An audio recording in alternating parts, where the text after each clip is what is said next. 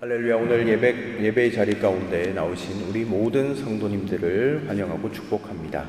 우리의 마음과 뜻과 정성을 다하여 우리 주님 앞에 예배함으로 나아가도록 하겠습니다.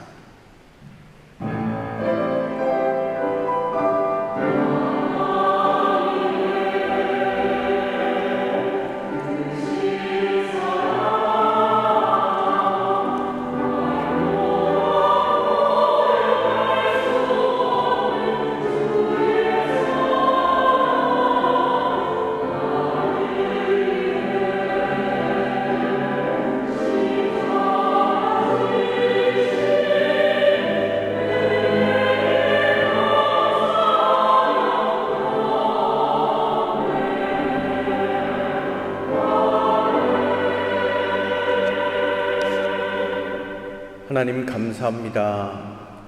우리를 사랑하여 주시고 또 우리를 주의 자녀 삼아 주시고 또 이 자리 가운데로 나와서 예배함으로 주님께 나아갈 수 있는 은총을 베풀어 주신 것 감사드립니다.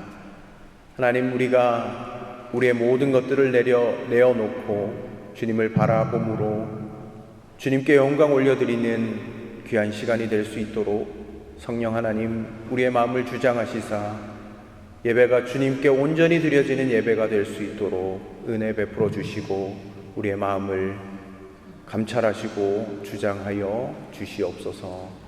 예배의 시종을 주께 맡깁니다. 처음부터 끝까지 함께 하시며 우리의 예배를 기뻐 받아 주옵소서. 감사드리옵고 예수 그리스도 이름으로 간절히 기원하옵나이다. 아멘.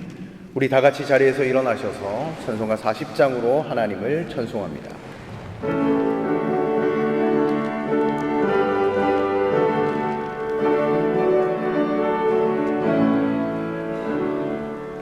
찬송으로 보답할 수 없는 큰 사랑, 주님께 영광 할렐루야. 형제 자매 모두 함께 모여 찬송해.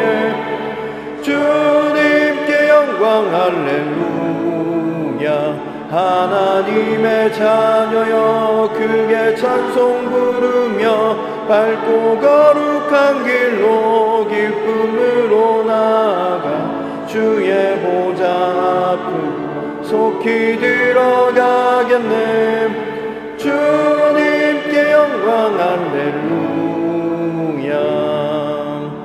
우리 받은 주님 은혜 한량 없도다. 주님께 영광 할렐루야. 기쁜 찬송 부르면서 천국 가겠네. 주님께 영광 할렐루야. 하나님의 자녀여 크게 찬송 부르며 밝고 거룩한 길로 기쁨으로 나아가 주의 보좌 앞으로 속히 들어가겠네. 주님께 영광 할렐루야.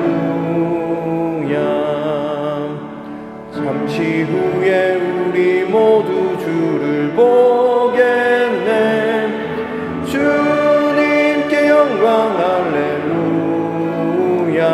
영광스러운 보좌 위에 가신 주, 주님께 영광 할렐루야. 하나님의 자녀여 크게 찬송 부르며 밝고 거룩한 길로 기쁨으로 나아가 주의 보좌 앞으로 속히 들어가겠네. 주님께 영광 할렐루야. 만국 백성 천국에서 소리 높여서 주님께 영광 할렐루야. 영원토록 주의 공로 찬양하겠네. 주님께 영광 할렐루야. 하나님의 자녀여 크게 찬송 부르며 밝고 거룩한 길로 기쁨으로 나 주의 보좌 앞으로 속히 들어가겠네. 주님께 영광 할렐루야. 아멘. 사도신경으로 우리의 신앙을 다 함께 고백합니다.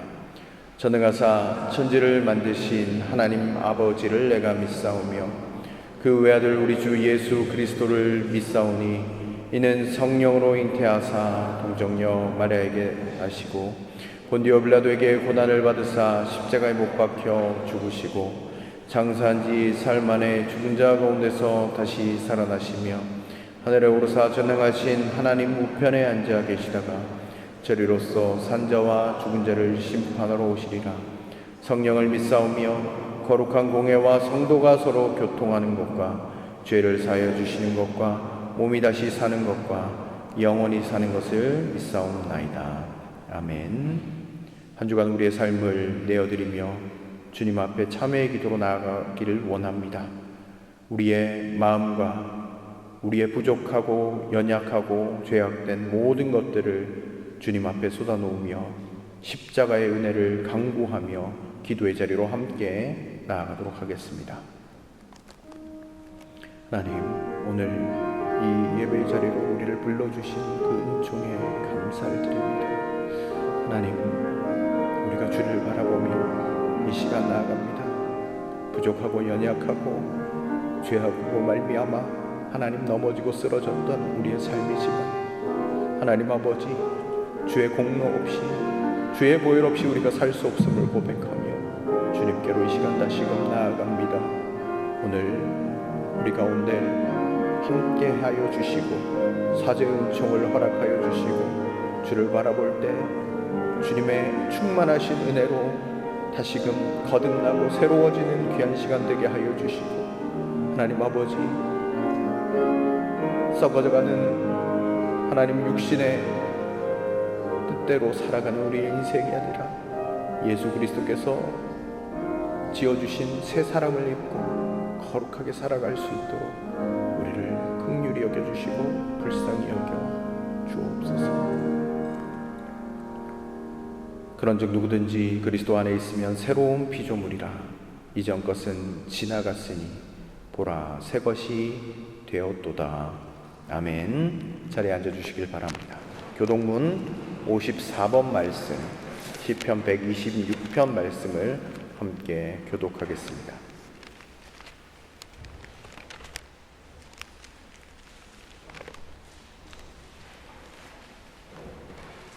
교동문 54번입니다. 여호와께서 시온에 포로를 돌려 보내실 때 우리는 꿈꾸는 것 같았도다.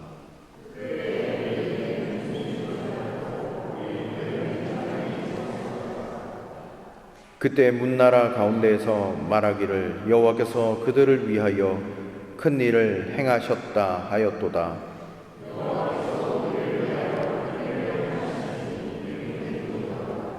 여호와여 우리의 포로를 남방 시내들같이 돌려 보내소서.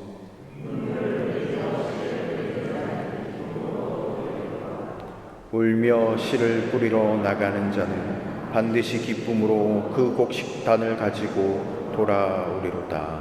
아멘. 찬송가 461장을 찬송 드리신 후에 김지선 집사님 기도 인도로 다 함께 기도 드리시도록 하겠습니다.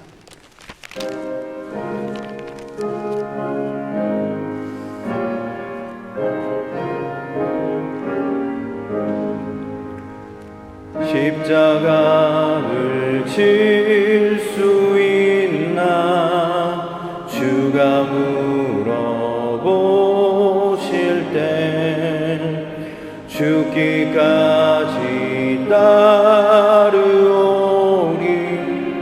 성도 대답하였다.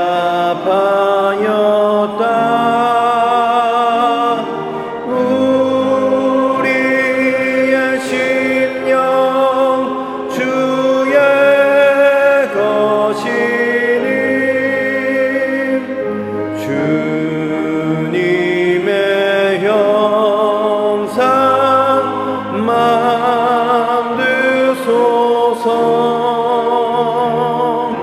주 인도 따라 살아갈 동안 사랑과 충성 늘 바치오리다. 너는 기억하고 있나 구원받은 강도를. 그가 회개하였을 때 낙원 허락받았다.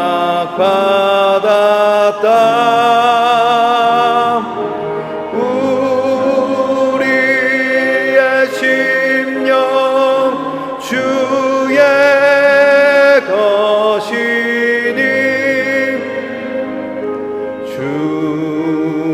주님의 영상 만드소서.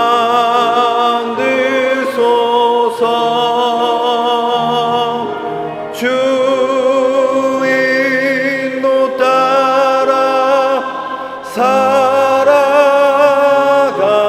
동안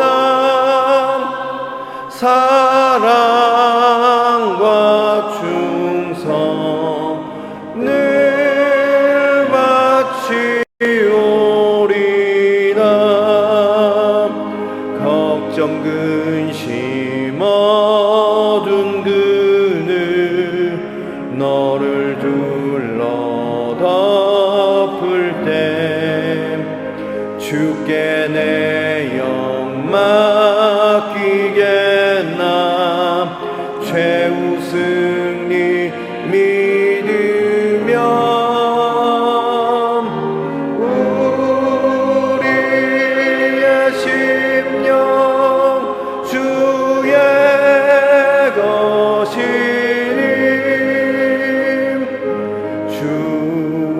주님의 영상 만드소서.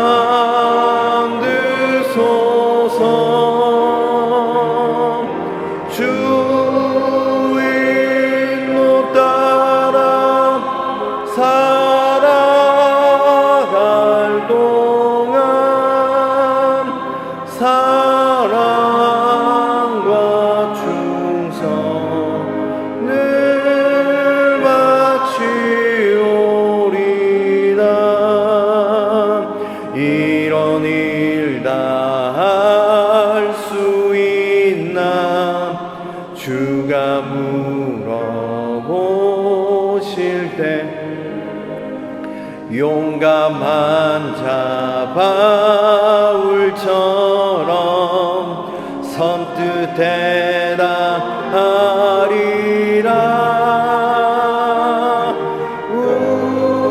우리의 심령 주의 것이니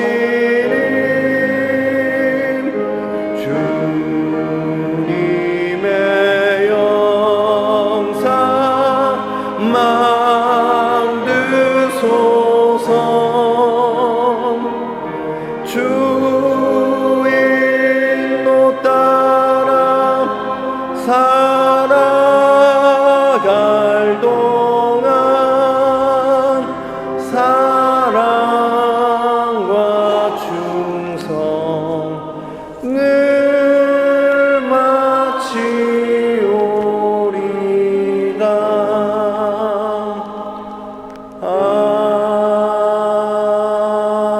아멘.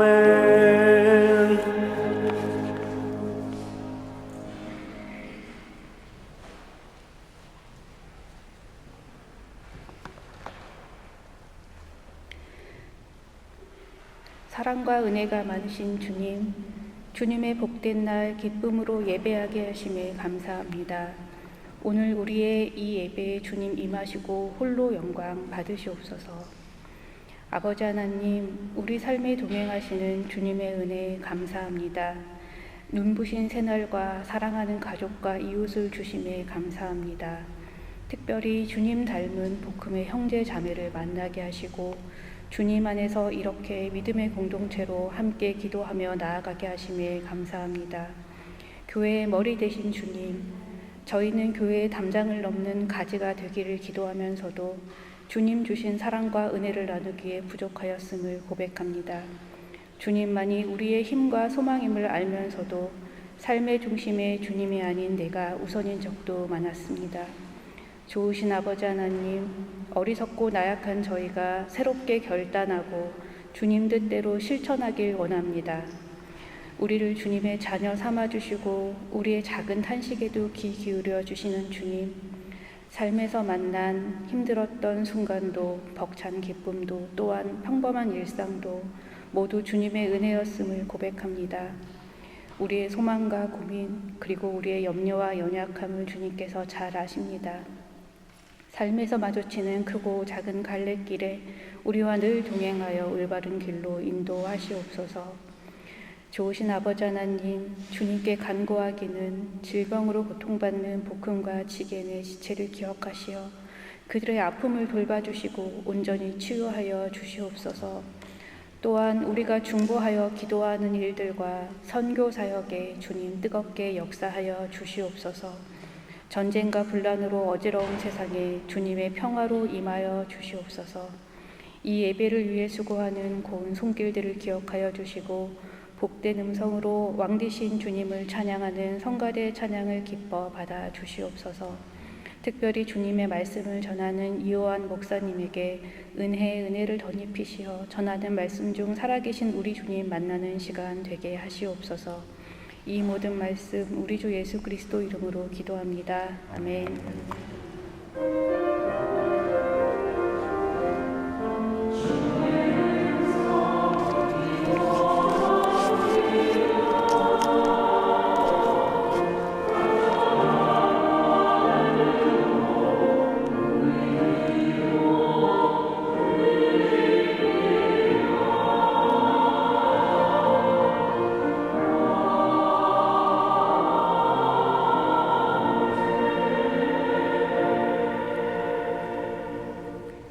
하나님께서 오늘 우리에게 주신 말씀은 사도행전 22장 17절로 30절까지의 말씀입니다. 사도행전 22장 17절로 30절까지의 말씀을 같이 보시도록 하겠습니다.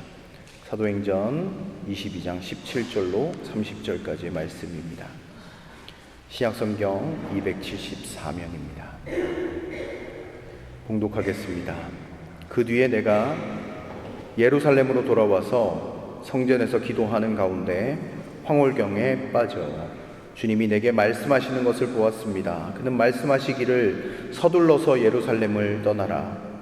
예루살렘 사람들이 나에 관한 내 증언을 받아들이지 않을 것이기 때문이다 하셨습니다. 그래서 내가 말하였습니다. 주님, 내가 주님을 믿는 사람들을 가는 곳마다 회당에서 잡아 가두고 때리고 하던 사실을 사람들이 잘 알고 있습니다. 그리고 주님의 증언자인 스데반이 피를 흘리고 죽임을 당할 때 나도 곁에 서서 그 일에 찬동하면서 그를 죽이는 사람들의 옷을 지키고 있었습니다. 그때 주님께서 말씀하시기를 가라. 내가 너를 멀리 이방 사람들에게로 보내겠다 하셨습니다. 사람들이 바울의 말을 여기까지 듣고 있다가 이런 자는 없애버려라, 살려두면 안 된다 하고 소리를 질렀다. 그리고 그들은 고함을 치며 옷을 벗어 던지며 공중에 먼지를 날렸다. 그때 천부장이 바울을 병영 안으로 끌어들이라고 명령하였다. 그리고 그는 유대 사람들이 바울에게 이렇게 소리를 지르는 이유를 알아내려고 바울을 채찍질하면서 캐물어 보라고 하였다. 그들이 채찍질을 하려고 바울을 눕혔을 때 바울은 거기에 서 있는 백부장에게 로마 시민을 유죄 판결도 내리지 않고 매질하는 법이 어디에 있어 하고 말하였다. 백부장이 이 말을 듣고 천부장에게로 가서 어떻게 하시렵니까? 이 사람은 로마 시민입니다 하고 알렸다. 그러자 천부장이 바울에게로 와서 내게 말하시오. 당신이 로마 시민이요? 하고 물었다. 바울이 그렇다고 대답하니 천부장은 나는 돈을 많이 들여서 이 시민권을 얻었소 하고 말하였다. 바울은 나는 나면서부터입니다 하고 말하였다. 그러자 바울을 신문하려고 하던 사람들이 곧 물러갔다. 천부장도 바울이 로마 시민이라는 사실을 알고는 그를 결박해 놓은 일로 두려워하였다. 이튿날 천부장은 무슨 일로 유대 사람이 바울을 고소하는지 그 진상을 알아보려고 하였다.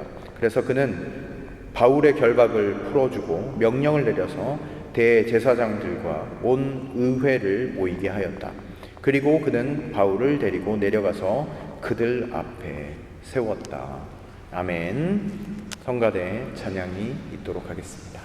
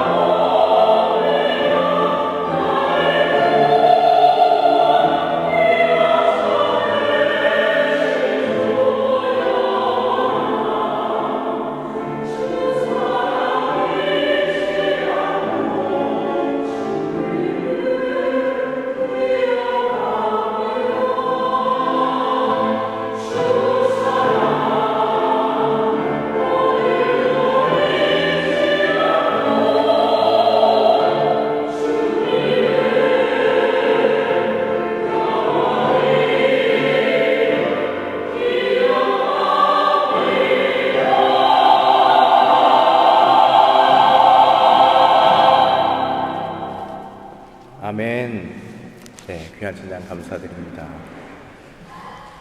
네, 사랑하는 복음의 모든 성도 여러분들에게 주의 크신 은혜와 평강이 늘 항상 함께 하시기를 간절히 기도드립니다. 예, 오늘은 사도행전 22장 17절부터 30절까지의 말씀을 통해서 하나님의 은혜를 함께 나누기를 원합니다. 예, 요즘 운전을 하면서 우리는 내비게이션에 의존할 때가 참 많습니다. 예전에 지도 보고 어떻게 운전하면서 다녔는가 생각해보면 아득한 마음이 듭니다. 저도 어디를 갈 때는 항상 내비게이션을 켭니다. 한날은 내비게이션을 켜고 어디를 가는데 전방에서 우회전 하라는 거예요. 그런데 조수석에 앉은 아내가 말합니다. 여보, 저쪽으로 가. 저쪽 길이 더 빨라. 여러분, 그 순간 아시죠? 운명의 선택이 찾아왔습니다. 내비게이션을 따를 것인가, 아내의 말을 따를 것인가. 여러분이 이와 같은 상황이라면 누구의 말을 따르시겠습니까? 한쪽은 위성에서 계산된 최적의 경로입니다. 그러나 한쪽은 집안의 평화와 저녁 식사가 걸려있는 선택입니다. 그래서 저는 무엇을 선택했을까요? 네, 후자. 예, 맞습니다. 최적의 경로보다 평화를 선택하기 위해서 아내의 말을 따랐습니다. 근데 이 내비게이션이 눈치 없이 경로를 이탈하였습니다. 경로를 재탐색합니다. 네, 빽빽 소리를 치기 시작했습니다. 예, 도착 시간은 늘어났으나 평화를 지켜냈습니다. 그런 일이 있고 나서 한참 지난 후에 또 비슷한 일이 생겼습니다. 전방에서 우회전하세요. 여보, 저쪽으로 가. 그때 저는 이렇게 이야기했습니다. 이젠 내비의 말도 아니라 사람의 말도 아니라 주님의 인도하심을 따라가겠다. 그렇게 얘기했습니다. 그리고 주님이 이쪽으로 인도하셨네 하고 유머스럽게 넘겼던 그런 일이 떠오릅니다. 사랑하는 성도 여러분, 우리는 인생의 길에서 늘 선택의 기로에 서곤 합니다. 내가 익숙한 길, 알고 있는 길, 내가 가고 싶어하는 길이 있지만 하나님은 가끔 전혀 생각하지 못한 방향으로 말씀하실 때가 있습니다. 오늘 본문 속에 바울도 그랬습니다. 그는 예루살렘에 머물고 싶었습니다. 그곳은 자신의 고향과 같은 곳이었고요. 유대인들을 너무너무 잘 알고 있었고 무엇보다 자신의 간증이 설득력 있게 들릴 수 있는 곳이라고 생각했기 때문입니다. 그는 기도 중에 이렇게 항변했습니다. 주님, 그들도 제가 누구인지 압니다. 제가 그들을 얼마나 핍박했는지도 알고요. 제가 여기서 복음을 전하면 얼마나 큰 효과가 더 있겠습니까? 그런데 하나님은 이렇게 말씀하셨습니다. 그들은 내 말을 듣지 않을 거야. 가라. 내가 너를 이방인에게로 보내리라. 이렇게 말씀하셨습니다. 사랑하는 성도 여러분, 하나님의 인도하심은 종종 우리가 생각하는 가장 효율적인 길과는 다를 때가 있습니다. 우리는 이 길이 나아 보이는 것 같다라고 생각하고 말하지만 하나님은 저 길이 생명의 길이다라고 말씀하십니다. 기도는 내비게이션처럼 우리가 하나님께 방향을 요청하는 시간인 줄 알았지만 사실은 하나님이 우리의 마음의 방향을 다시 설정하시는 시간입니다. 오늘 본문의 말씀, 바울은 그 다시 설정된 길 앞에 서게 됩니다.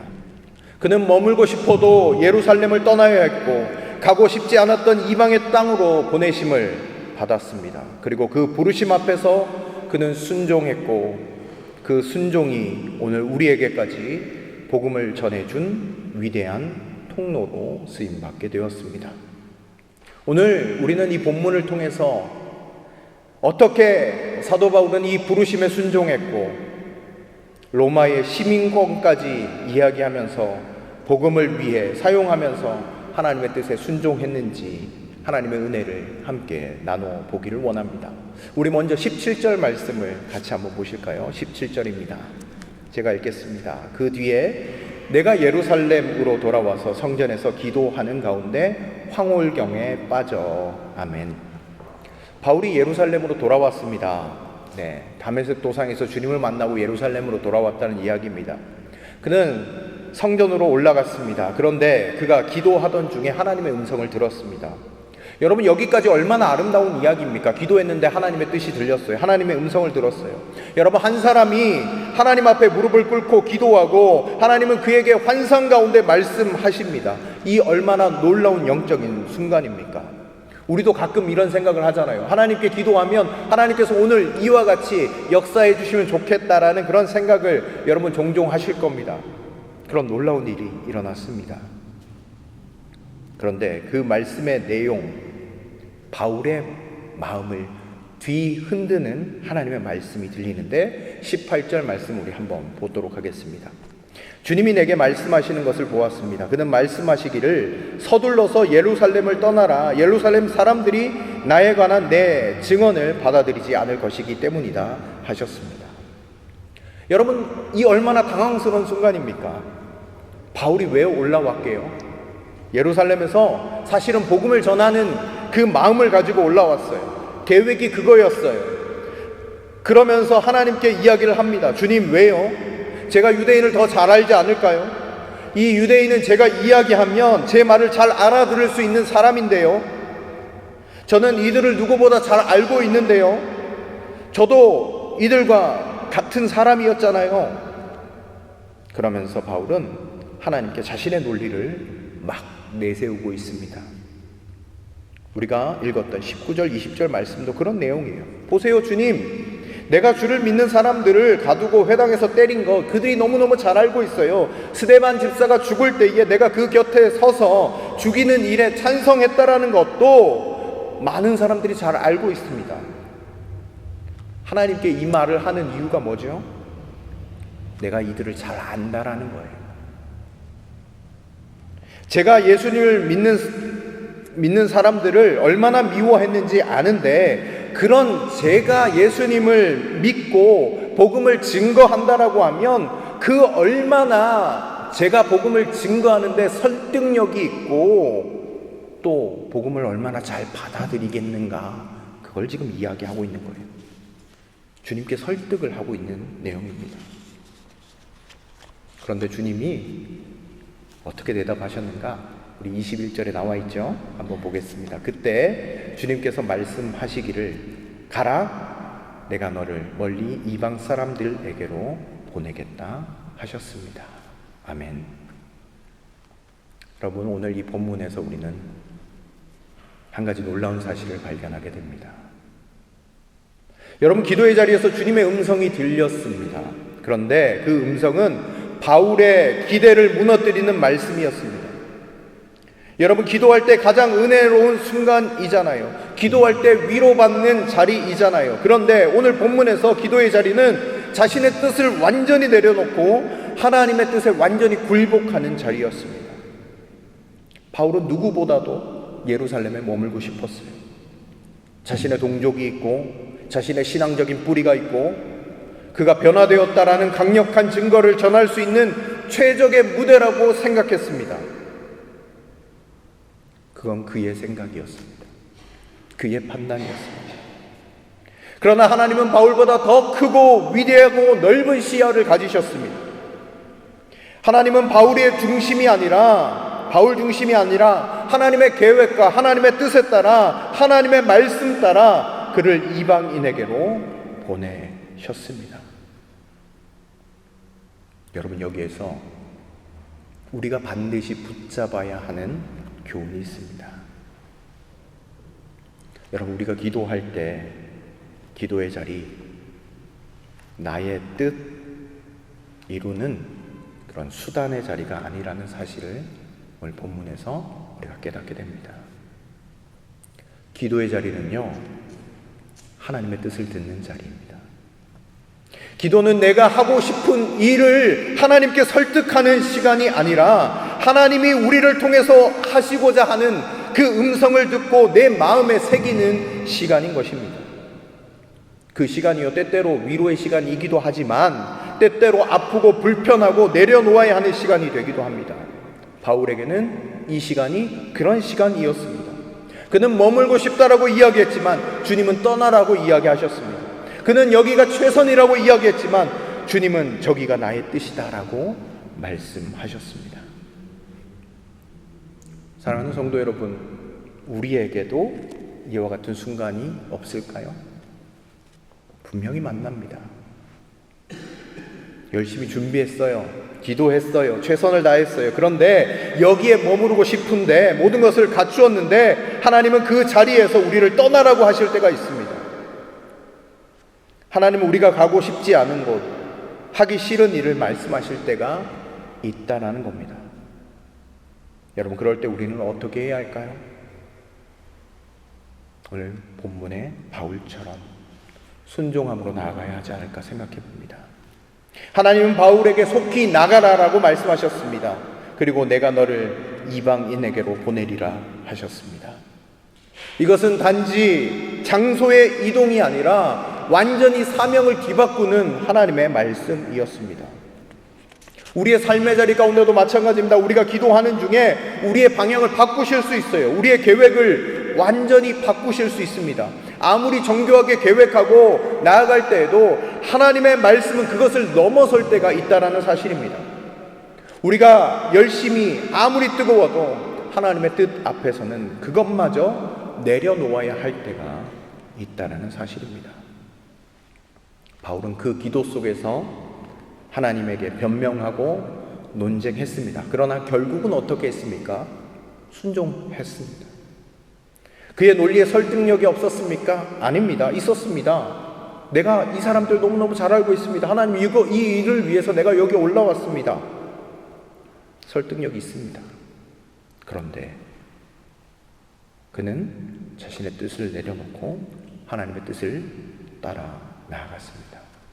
바울은 자신이 잘 아는 곳이 아니라 하나님이 필요로 하시는 곳으로 보내심을 받게 되었습니다.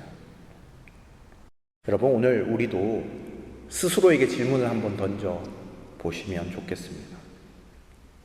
여러분, 지금 어디에 머무르시기를 원하십니까?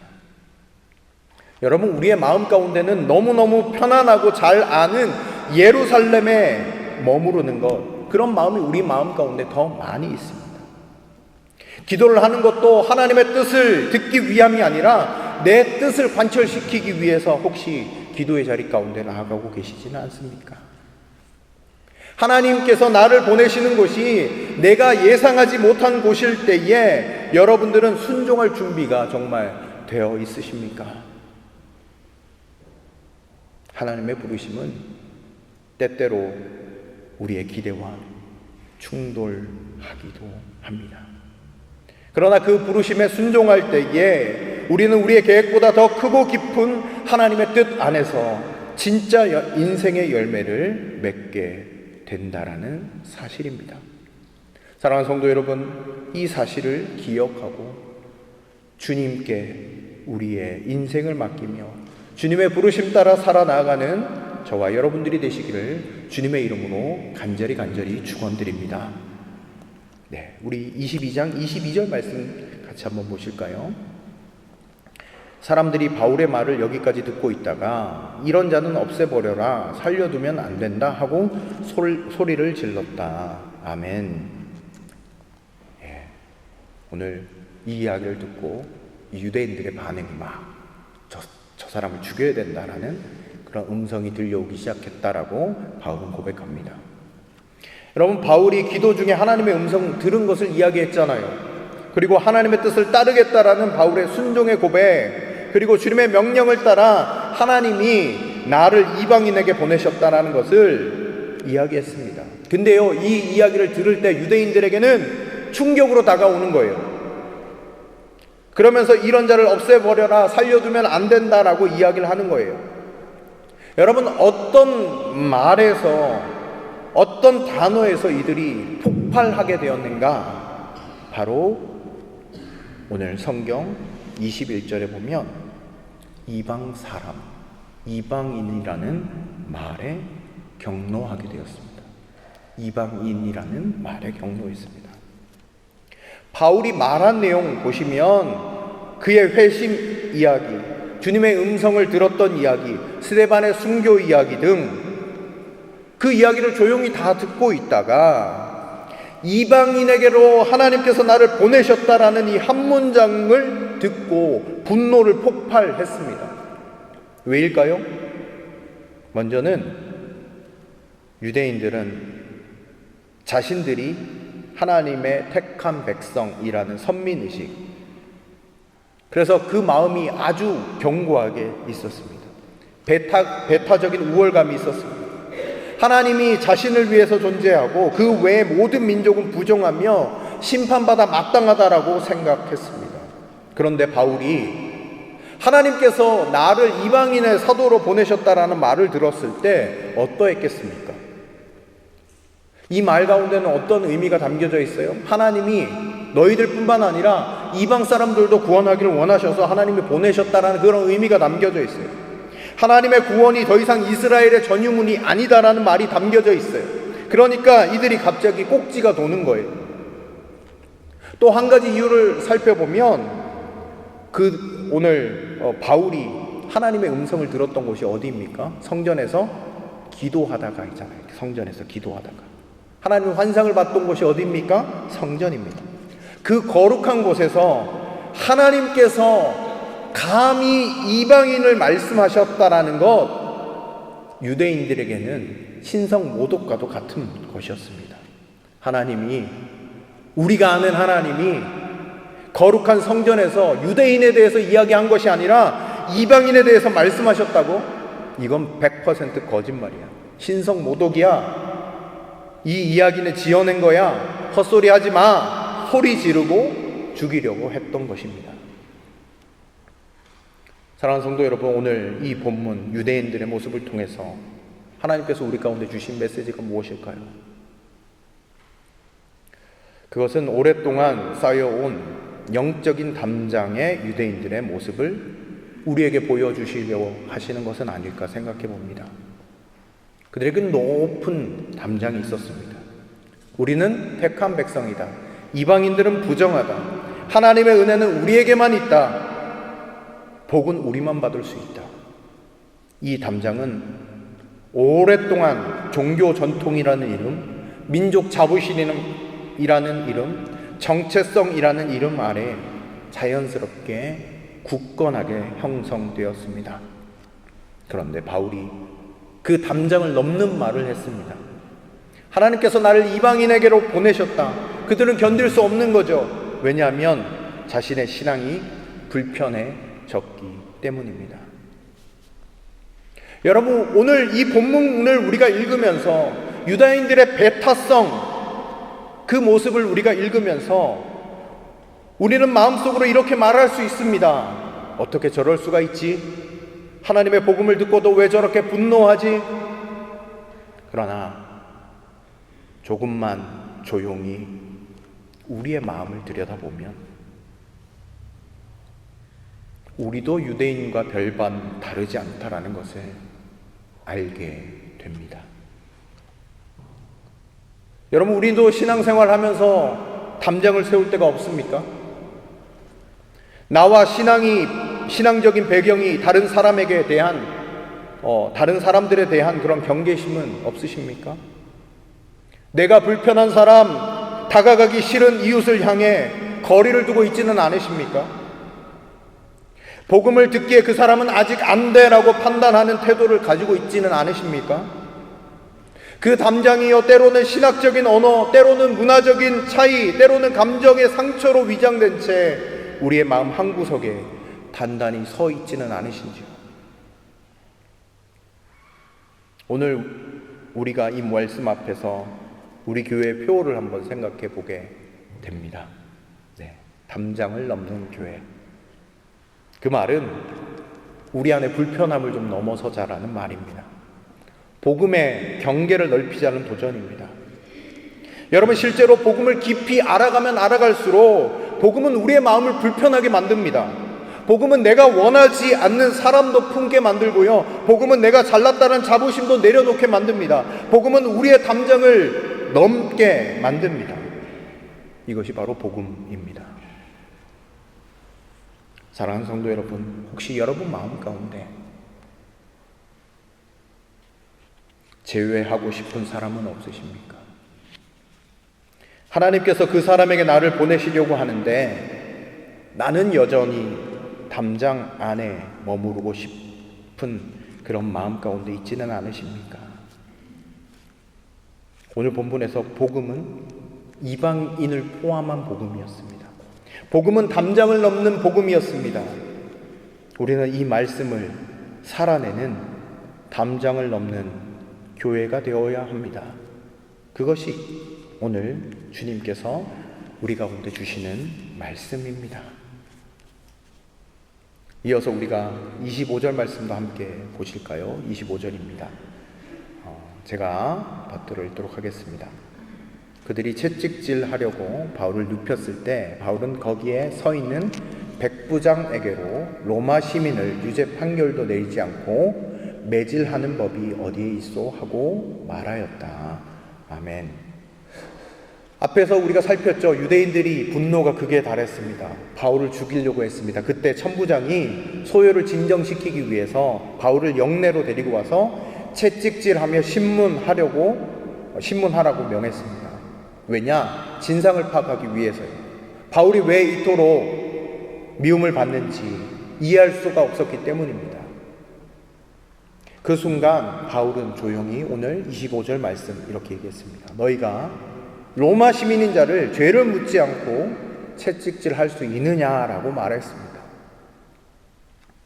당시 로마 시민권은 아무나 누릴 수 있는 특권이 아니었습니다. 로마 제국 내에서도 소수만이 가진 신분이었고요.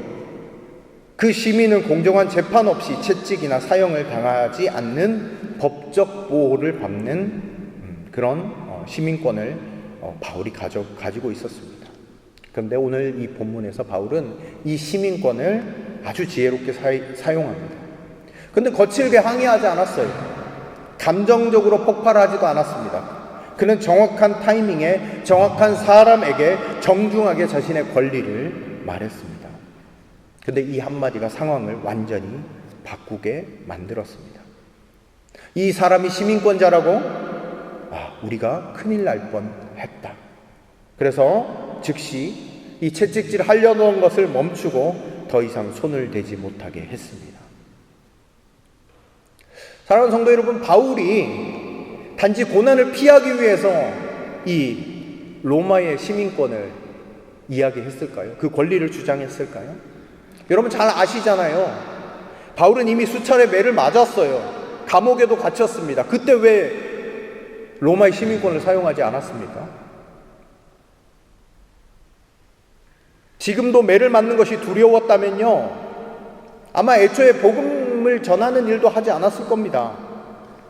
하지만 바울은 지금 자신의 로마 시민권을 주장함으로써 복음이 무의미하게 막히지 않도록, 복음이 정치적 소란으로 불법 혐의에 덮이지 않도록, 또한 복음이 계속해서 전해지고 흘러가게 하려고 그 로마의 시민권을 말했다라는 사실을 우리가 바라보게 됩니다.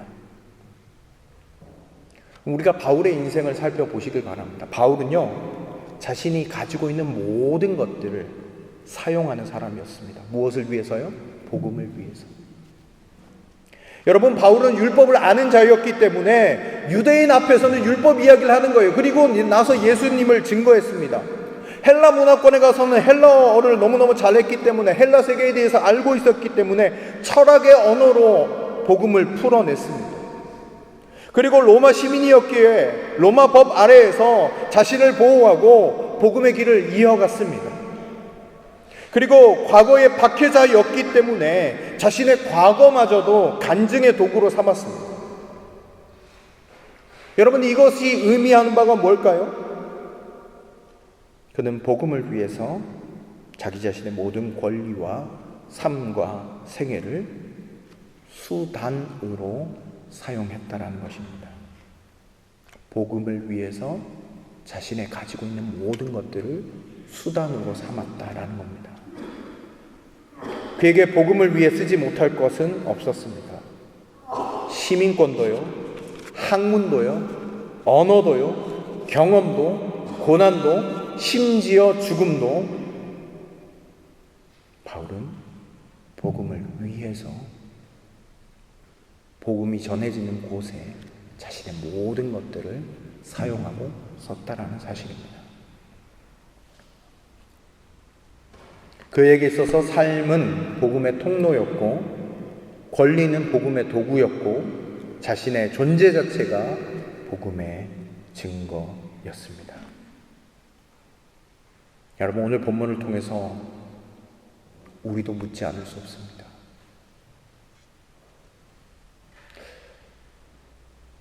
여러분, 지금 우리는 복음을 위해서 우리의 삶 어떤 것까지 사용할 수 있으십니까? 여러분들의 시민권도요, 여러분들의 신분도요, 여러분들의 학력도요, 여러분들의 관계도요, 여러분들의 경험도요, 복음을 위해서 혹시 사용하고 계십니까? 복음을 말로만 전하고 여러분들의 삶은 여전히 여러분 자신만을 위해서 사용하고 있지는 않으십니까? 바울은 고린도전서에서 이렇게 고백합니다. 나는 복음을 위하여 모든 것을 행함은 복음에 참여하고자 함이라. 아멘. 즉 복음을 위해서 자신의 모든 것들, 모든 삶을 다 사용하는 인생이 되었다라는 것을 바울이 고백하고 있습니다. 저는 이 본문, 이 시민권 이야기를 나오면서 우리 9월 달에 저희 교회에 오시는 윤상혁 교수님이 이렇게 딱 생각이 나더라고요. 물론 우리가 모시고 간증을 듣고 강연을 듣는 그런 시간들이 있을 것입니다. 여러분, 그분은 한국 사람이시잖아요. 그런데 시민권은 미국 시민권입니다. 그래서 북한을 들어가실 수 있죠. 또한 평양의대의 교수로 봉직하시면서 선교사로서 북한에서 사실 수 있는 비결이 무엇입니까? 시민권이 미국이기 때문이죠. 그뿐만이 아니라 대북 제재가 계속되는 가운데서도 북한을 향한 사역을 계속하실 수 있는 것은 그가 또한 의사로서 북한의 장애우들을 치료하고 또한 돌볼 수 있는 그 신분을 가지고 있었기 때문 아닐까? 그런 생각을 한번 해보게 되었습니다. 하나님은 모든 것을 인생 전부 하나하나를 허투루 경험하게 하신 것이 아니다라는 것을 오늘 본문을 통해서도 깨닫게 되고 또 윤상혁 교수님의 삶을 통해서도 우리가 깨닫게 됩니다. 다 복음의 도구로 쓰이는 것입니다. 바울에게도 마찬가지였습니다. 로마의 시민권은 로마 제국 내에서 복음을 자유롭게 전할 수 있는 법적인 기반이 되었습니다. 히브리인으로서 혈통, 그 다음에 율법에 대한 그 정통성은 유대인 앞에 복음을 전할 수 있는 기회가 되었습니다. 헬라 문화권 가운데 헬라 문화를 경험하고 또한 나아갔던 그 모습은 이방인들과 소통할 수 있는 그런 열린 문과 같은 역할을 감당하게 했습니다. 또한 과거의 박해자였던 경험은 예수님의 은혜가 얼마나 크고 깊은지 드러내는 살아있는 간증이 되었습니다. 그가 받은 고난, 배운 학문, 가진 배경, 실패, 겪은 수치 어느 하나 헛된 것이 없었다라는 이야기입니다. 사랑하는 성도 여러분, 우리가 바울의 삶을 통해서 하나님은 우리에게도 말씀하십니다. 우리가 때때로 이렇게 묻습니다. 하나님, 내 인생은 왜 이런 인생을 살아야 합니까? 왜 이렇게 살았어야만 합니까? 왜 이 상처가 있었어야만 합니까? 왜 이 가정에 태어났어야만 합니까? 나는 왜 다른 사람과 다른 과거를 가졌어야만 합니까? 여러분, 우리가 이렇게 묻고 생각하지만 하나님은 오늘 이 본문 가운데서 우리에게 말씀하십니다. 그 모든 것은 낭비가 아니라 내가 너를 복음의 통로로 쓰기 위한 준비라는 것을 우리 가운데 말씀하십니다.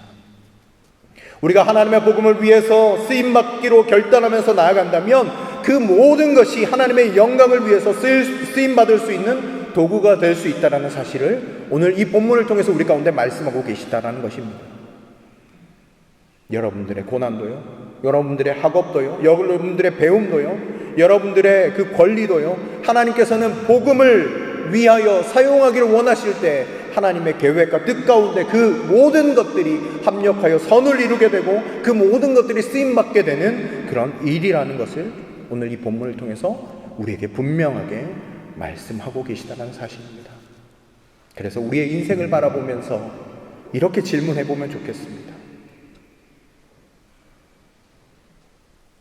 나는 복음을 위해서 어떤 부분을 드리고 있지? 한번 질문해 보시면 좋겠습니다.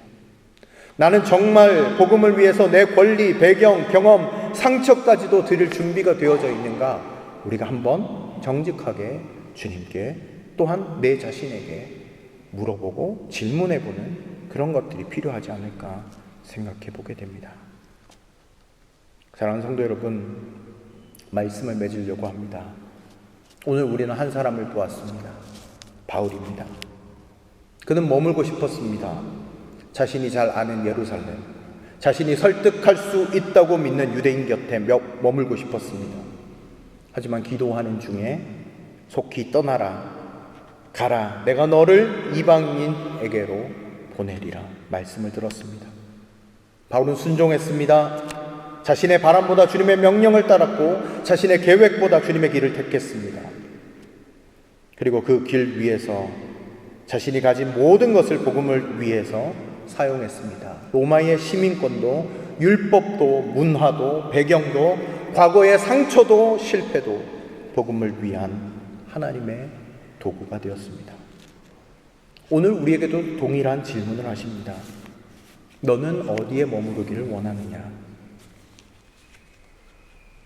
네가 가진 모든 것들을 누구를 위해 사용되고 있느냐? 그러나 우리는 주님께 이렇게 말합니다. 주님, 저는 아직 준비가 되지 않았습니다.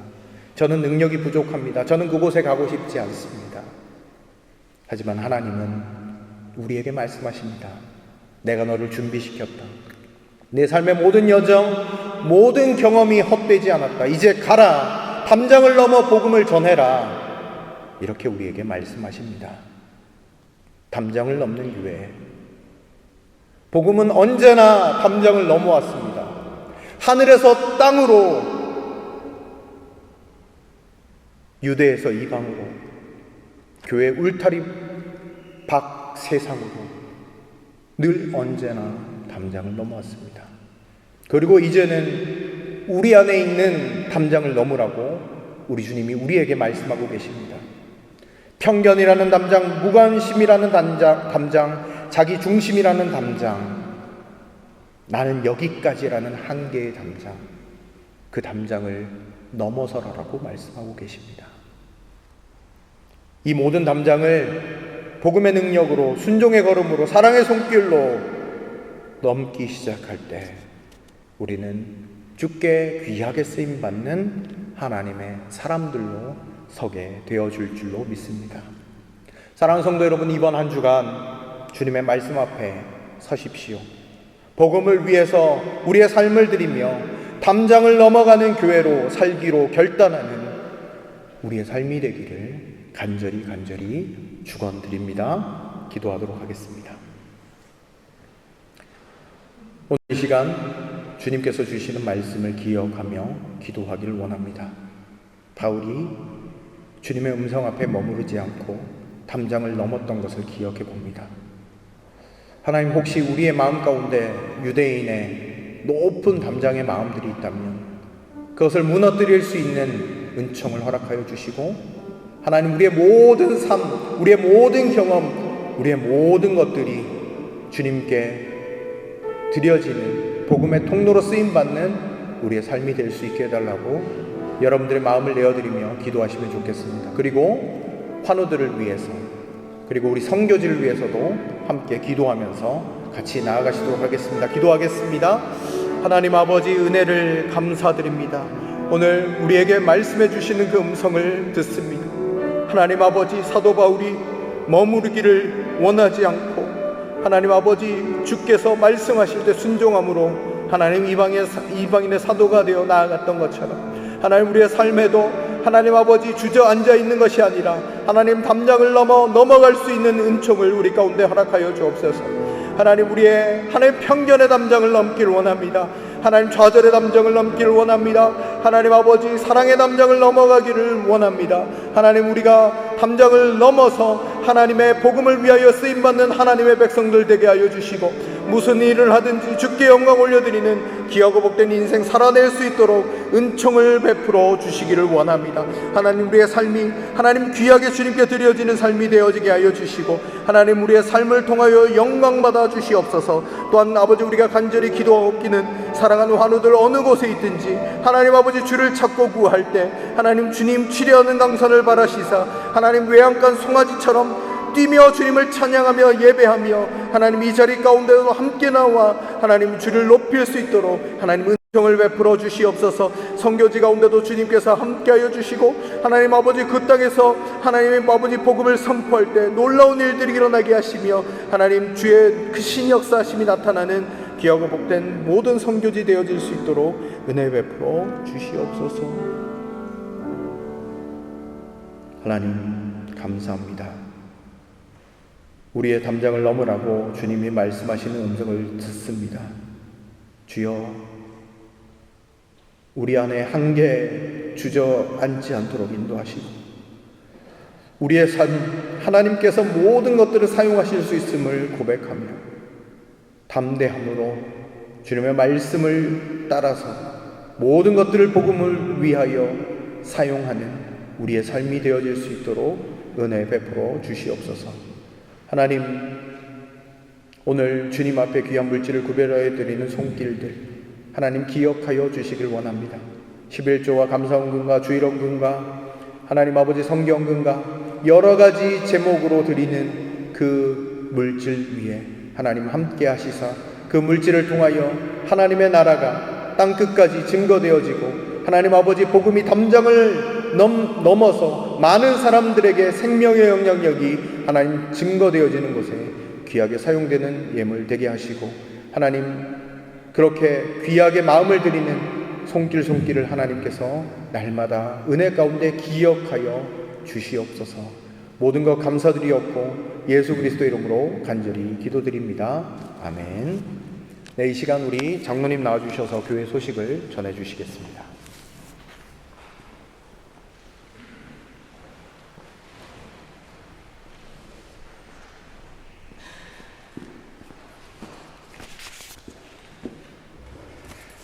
예, 오늘 같이 예배드린 모든 성도님들을 주님의 이름으로 환영합니다. 그동안 안녕하셨는지요? 짧은 기간이지만 한국에 잘 다녀왔습니다. 오늘 저희와 처음 같이 예배를 드린 형제님을 소개해 올리겠습니다. 류정열 형제님 어디 계신가요? 잠깐 일어나시겠어요? 예, 반갑습니다. 윤정열 형제님은 말레이시아 분입니다. 아마 한국 이름을 따로 가지신 것 같습니다. 막스 플랑크 연구소 연구원이시고요. 양재석 형제님 소개로 오늘 교회에 오시게 됐습니다. 예배가 끝난 후 새가족 안내위원인 김미영 집사님께서 안내를 해 주실 예정이니까 예배 끝난 후 가지 마시고 그 자리에 기다리십시오. 다음 주일 예배는 바움호프센트룸에서 드립니다. 잊어버리지 말기 바랍니다. 또 오늘 예배 후에 정기 재직회가 교회 별관 지하에서 했습니다. 재직 회원분들은 한 분도 빠짐없이 꼭 참석하여 주시기 바랍니다. 오늘은 세 번째 주일이어서 기도의 샘물 중보 기도 대상자를 뽑는 날입니다. 나가실 때 한 분도 빠짐없이 중보 기도 대상자를 뽑아주시고요. 이번 달에는 또한 빈멜하우젠 교회 디아코니 사역을 위해 저희가 같이 기도하고 있습니다. 주교 뒷면을 참조하셔서 빈멜하우젠 교회 디아코니 사역을 위해서도 같이 기도해 주시기 바랍니다. 소망구역 예배가 6월 17일 다음 주 화요일 오후 5시 교회 별관 지하에서 있고요. 6월 19일 다음 주 목요일은 공휴일 관계로 모교 성경 공부를 주관합니다. 다음 주일 예배 후에 여신도회와 청년의 만남이 시간이 있습니다. 여신도회 분들과 청년 회원분들은 기억해 주시기 바랍니다. 지난 4월 초에 광고를 해드린 적이 있었는데요. 말라위 사람들을 위한 물품을 수집하고 있고요. 그 물품 수집 종료 기간이 다음 주일까지입니다. 6월 22일까지. 수집 품목은 오래됐기 때문에 다시 한번 각 단체 카톡방에 다시 제가 올려드리도록 하겠습니다. 7월 초에 이선희 선교사님이 말라위에 다시 들어갈 예정인데요. 아마 다음 주일 저희 교회 예배에 참석한 후 물품을 가지고 갈 예정입니다. 관심을 갖고요. 우리가 별로 필요 없이 생각되는 물건도 말라위에서 기묘하게 쓰일 수 있으니까 모집되는 그 필요한 물품 목록을 꼭 보시고 기여해 주시면 고맙겠습니다. 서원일 학생이 청소년 음악경 시대라고 할까요? 우리말로 특히 현악부문 첼로 솔로 부분에서 전국 대회 연방 대회에서 3위로 입상을 하였답니다. 축하합니다.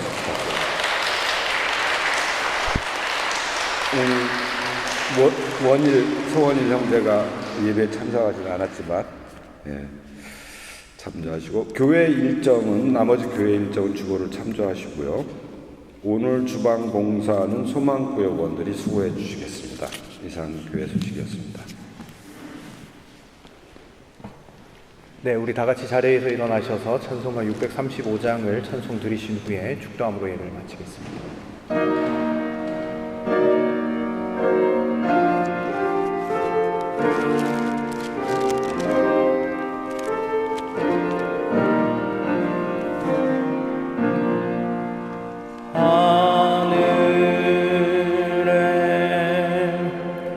계신 아버지 이름 거룩하사 주님 나라 임하시고 뜻이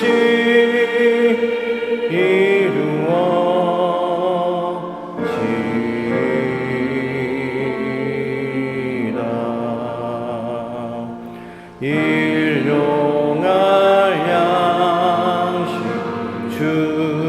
주시고 우리들의 큰 죄 다 용서하옵시고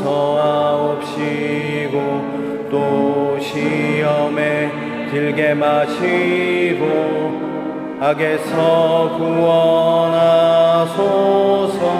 대개 주의 나라 주의 권세 주의 영광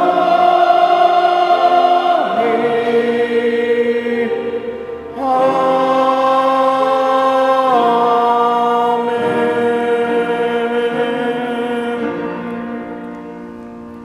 기도하겠습니다. 이제는 우리 구주 예수 그리스도의 은혜와 하나님의 사랑과 성령의 위로 충만 교통하심이 하나님의 말씀을 기억하며 삶 가운데서 주의 말씀 가운데 주님과 동행함으로 살아내기로 결단하는 여기 모인 모든 예배자들 가운데 이제로부터 영원토록 함께 하옵시기를 간절히 축원하옵나이다. 아멘.